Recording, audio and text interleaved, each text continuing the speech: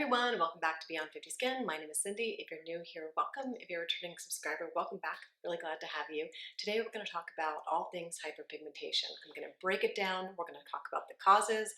We're going to talk about the solutions, a little bit of the science, how to prevent it, and we're going to jump right into this. So grab a pencil and paper.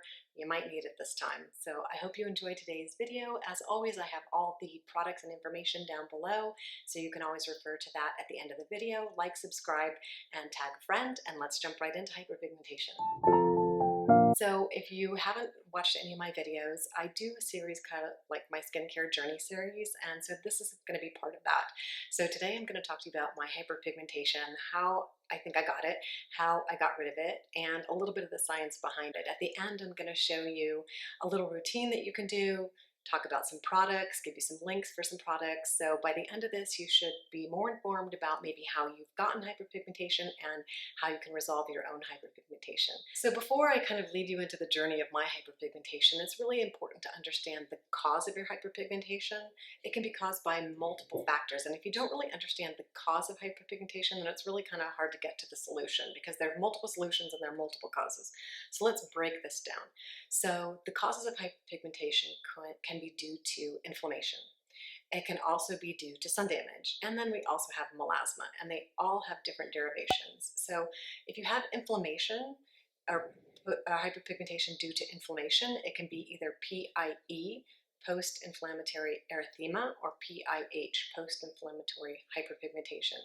Post-inflammatory PIE and PIH are typically caused by acne. So you've got to get your acne under control before you can deal with sort of the hyperpigmentation. But once you've got your acne under control and you're left with either PIE or PIH, and they are different in the literature, I think it was around 2013, dermatologists decided to distinguish between the two, because one is kind of a redness. So PIE, post-inflammatory erythema, is a redness to the skin, and that typically comes about in Fitzpatrick types 1 through 3. Like if I have an acne mark, it typically heals with post-inflammatory erythema, as opposed to a dark mark, which is more typical in darker skin tones after acne is healed up. So you kind of have to distinguish which one you have, post-inflammatory erythema or post-inflammatory hyperpigmentation. The second cause of hyperpigmentation can be sun damage, just years and years and years, and you end up with photo damage. And so that's triggered by the UV light causing that's a tongue twister, tyrosinase, to sort of be triggered, oxidized in the melanocyte, and produce melanin. So that kind of gets into the science. I'll touch on that in a few minutes. But basically, so we have inflammation, typically due to acne, the sun damage caused hyperpigmentation, and we also have melasma. Melasma has multiple causes. It can be genetic, it can be hormone induced, and it can be heat induced. So I think if you're dealing with the larger patches of melasma, like they call it sort of the mask of pregnancy, or sort of darker skin tones can be sort of just genetically predisposed to that, it's probably best to get a diagnosis from a professional first, because that is a pretty stubborn form of hyperpigmentation.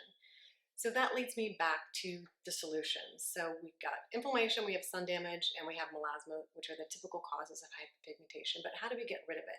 Well, we got to figure out the cause first. So if you've got hyperpigmentation due to sun damage, then you're going to want to find brighteners and lighteners that can kind of break up that pigmentation, disperse it, and then exfoliators that you can help lift it off.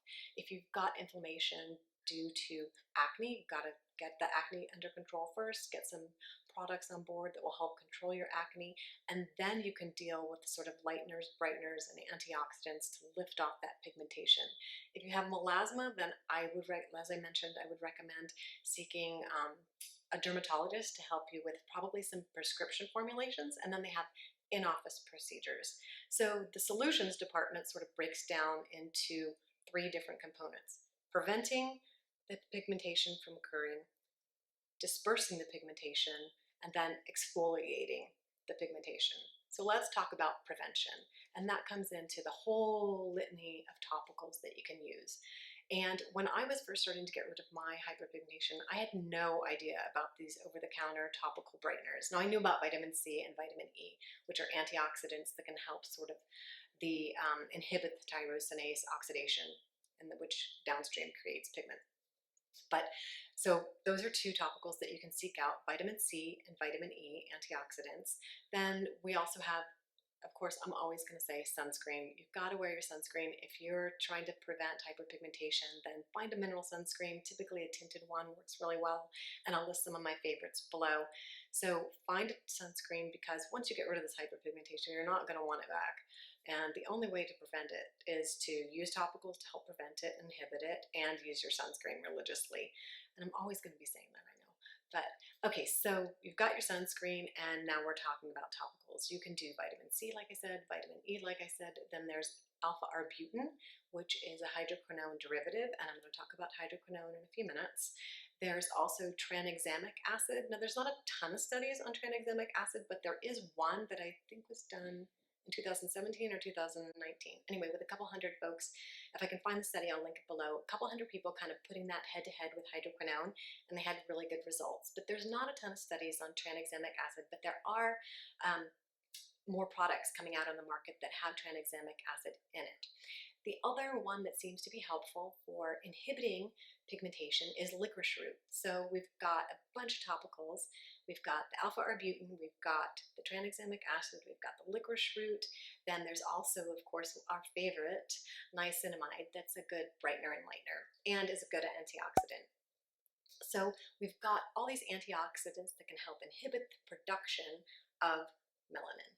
The next thing is you can go into the office and they can do sort of a Woods lamp examination to see how deep your pigmentation is, because some pigmentation is just surface. You might benefit from just some exfoliating products.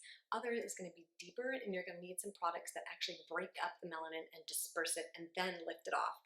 So let's talk about the different topicals that you can use sort of to disperse the melanin. One of the good ones is a retinol. It kind of gets there, breaks up the pigmentation, but it does kind of a twofer, because it also will help bring the cells to the surface and slough some of it off as we get the cell turnover. So a retinol will always advance cell turnover, and that's really helpful for dispersing, lifting, and then exfoliating. And then we have the prescription formula hydroquinone. Now that's not available over the counter anymore. It used to be available over the counter, but it's sort of the go-to for pigmentation. I know there's lots of debates over hydroquinone, but I'm going to link Dr. Natalia Spiering's video down below. She goes into a really great deep dive scientific explanation of why hydroquinone is and can be used safely as a topical. So hydroquinone does two things as well. It breaks down the production, or breaks down the melanosomes, and it also disperses them. So that's how it gets rid of your pigmentation. So we've got in the prescription formulations, we've got hydroquinone and typically a prescription retinoid. The one that I use actually has a couple different ingredients, and I'll get into that. The one that I used about 4 years ago to help start my depigmentation process. In addition to hydroquinone and retinoids, there's a new prescription that I hadn't heard of before. It's called Cespera, and it's a histamine.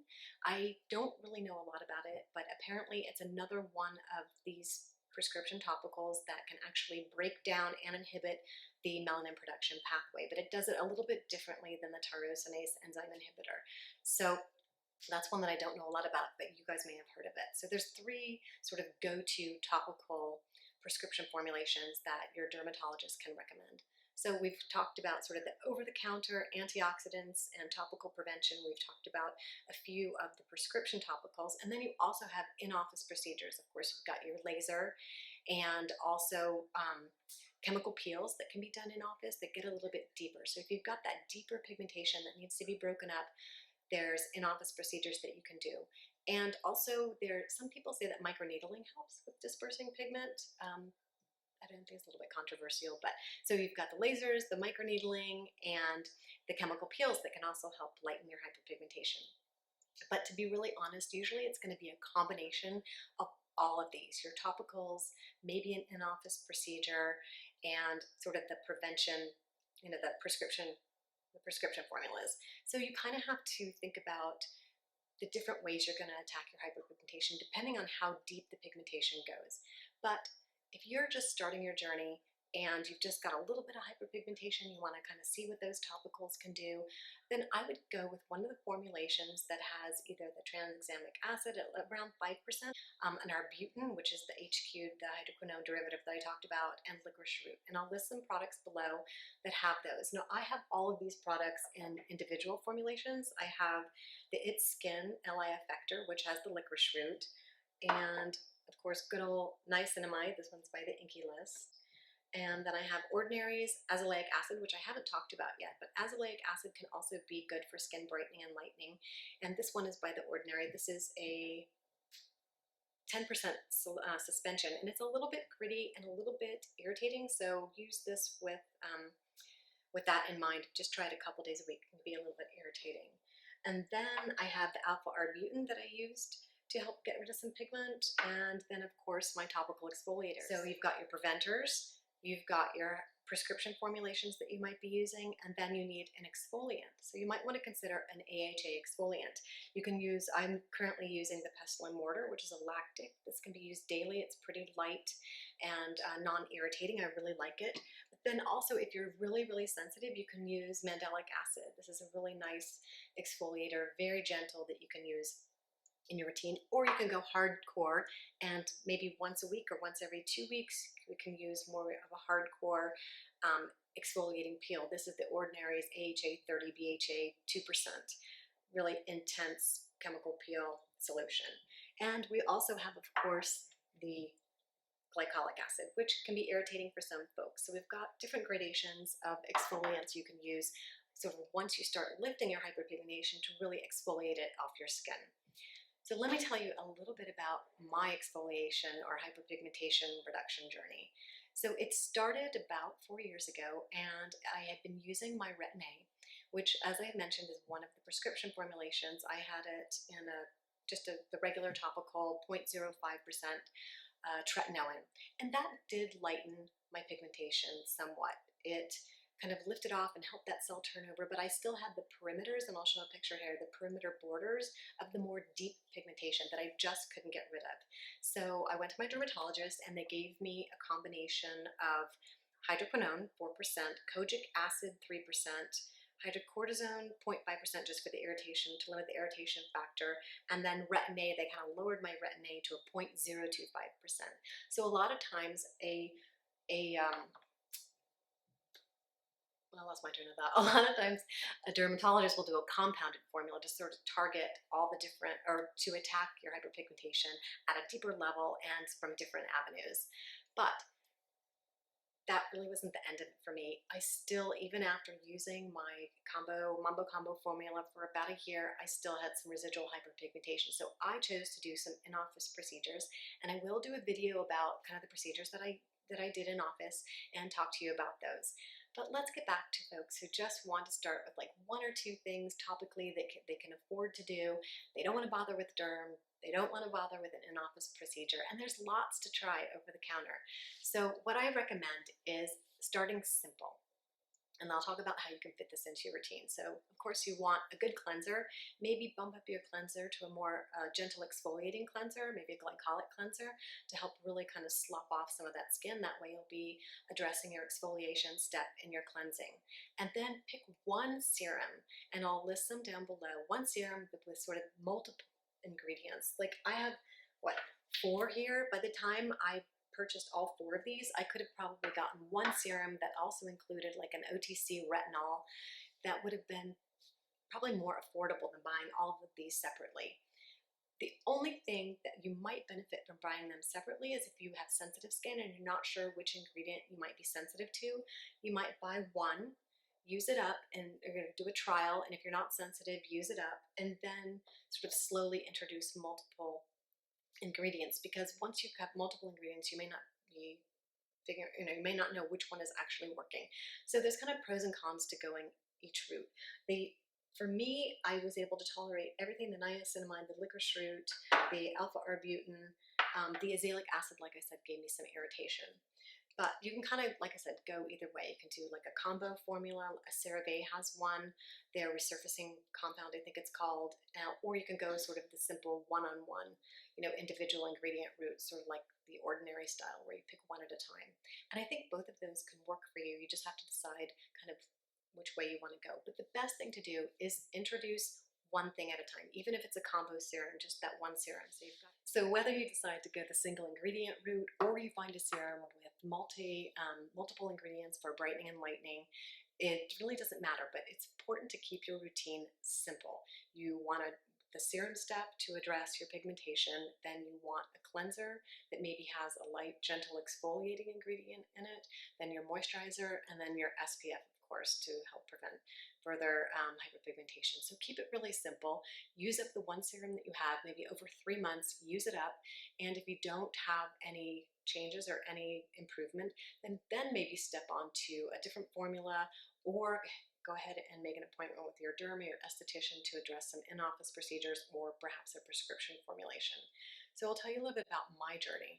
Like I said, I used the Mambo Combo hydroquinone cream for about a year, and I cycled on and off, and it really helped lighten the pigmentation, but I still had pigmentation on the perimeter of my hyperpigmentation patches that just wasn't going away. So I actually decided to do some laser treatments, and I've also done microneedling, but it was really the laser treatments that kind of busted and removed that pigment. But that's for another video. I'm definitely going to share my journey with my laser, but so that's kind of how I had to deal with it. I didn't really know about the over-the-counter hyperpigmentation products at the time.